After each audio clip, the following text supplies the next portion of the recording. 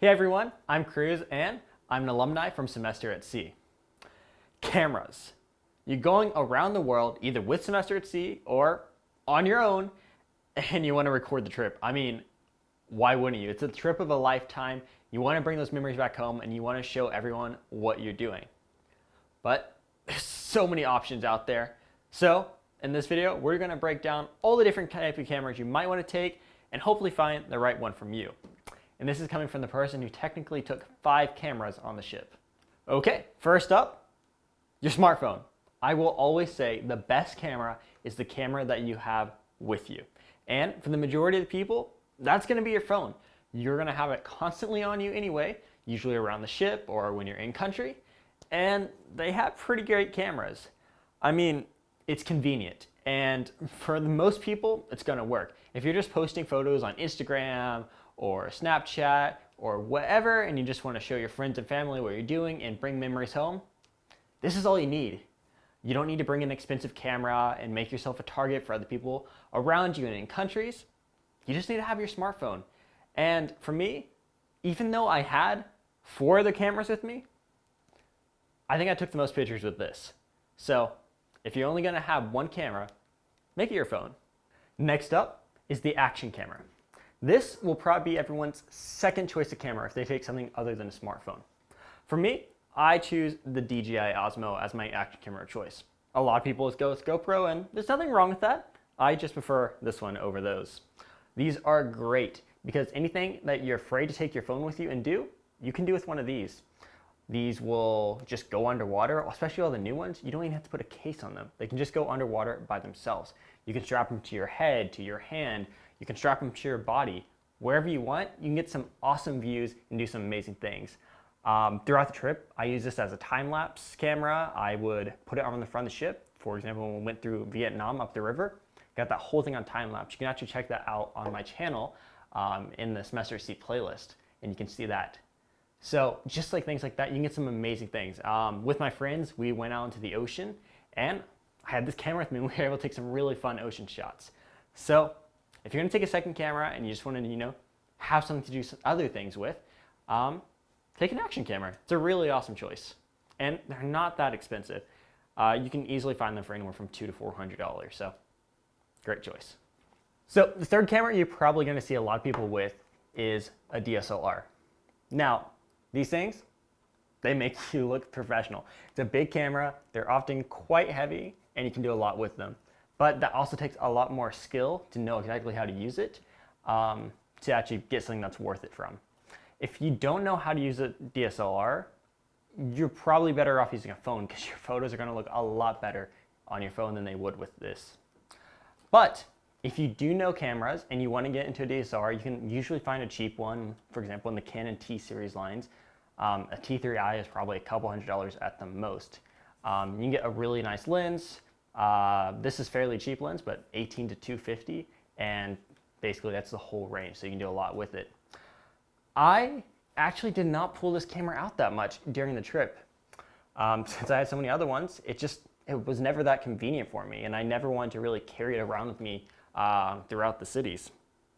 The only time I really did use this camera extensively was when I did a safari in South Africa. I was able to use this telephoto lens and basically get some extreme close-up shots of the animals. So I was able to get some really cool photos. I'll show you guys right now of close-ups of some of the animals' faces and something that you really just couldn't do with a smartphone or an action camera. I was also able to record some video on it. But yeah, so if you guys are trying to have a little bit more control of your photos and videos, the DSLR is a really good choice, especially if you want to bring an all-around lens and maybe a secondary lens to do some fun things with. But it's a really good option. It just might be a little inconvenient to travel around with because it takes up a lot of space and it's a little heavy, and it could potentially make you a target because it is a very noticeable item, especially when you're walking around a foreign country. So just keep that in mind. But DSLRs are a lot of fun, especially if you know what you're doing and using apps like Lightroom on your phone. Fourth camera, I'm going to call this the vlogging camera. This is a compact camera, and other than my phone, this is probably my most used camera. So these are awesome. This one is the Sony RX100, I believe Mark IV. They're all the way up to like Mark VI now, I think, which is crazy. So you can probably find like a Mark III, Mark IV pretty cheap. But this whole type of camera is awesome because they're so lightweight and they're really small. The lens, as you see, just goes right into the camera, so you don't have to worry about it.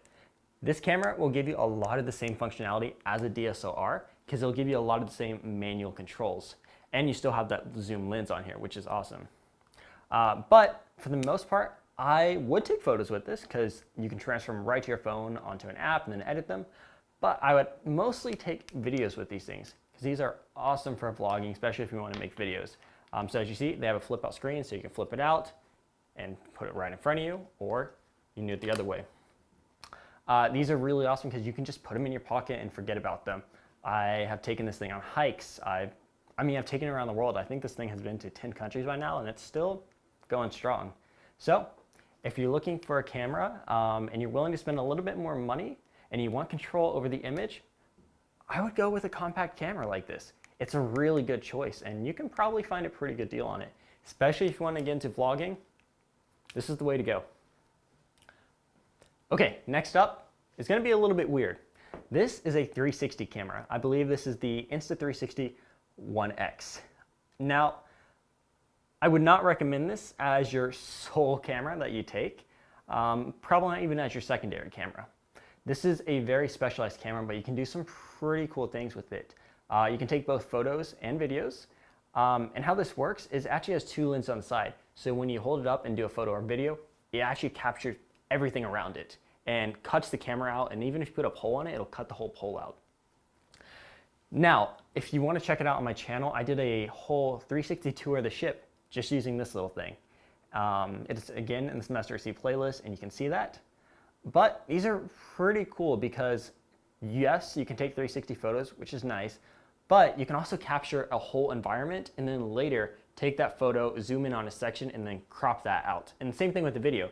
You can take a video walking through a street, or you can take it to a show and film the whole show, and you can later go back and reframe it so you can look at it on a normal screen. Personally, I didn't use this that much because it was in the more bottom of my list about things I was trying to worry about. But I did take a really cool shot on top of a mountain in Mauritius. But again, it's a 360 photo, so I'm gonna throw it up here, but you can't see it in 360, so it'll be a little bit flat. But if you wanna check that out, it's right here. And so, yeah, if you're just looking for something to have fun, do some really cool, unique things with, 360 camera might be the way to go. And finally, last but not least, this is probably a camera I wish I had. So this is a mirrorless camera, and this is the A6600. There's a lot in this series. This is gonna be more expensive since it's newer, but there's also a lot cheaper options. These are cool because these are kind of a mix between the compact cameras and the DSLRs. It's interchangeable lenses, so you can have a lot of different lenses, but it's still a nice beefy camera, so you can get a really good handheld. You can take some awesome pictures with it, and you can also do a lot of blogging in the same ways that you can do with the compact camera. So I got this after the trip, unfortunately, but I've been having a lot of fun with it. I will say one of the downsides of this, it's a little bit heavier. So if you're trying to go for lightweight, the compact camera is still going to be the way to go. But you can get these with some really nice compact lenses that are light, and it's only going to be a couple pounds. So if you're trying to limit your options, you might say, okay, I'm going to take my phone, I'm going to take an action camera, and then I'm going to take a mirrorless camera. And then that'll cover all your bases. You'll have the very convenient camera always on you. You'll have the action camera for those unique shots. And if you want to get professional and really show your knowledge for film and photography, this is the way to go, is the mirrorless camera. And so those are the cameras I took with me around the world. I will put links to everything I talked about in this video down in the description if you want to check it out.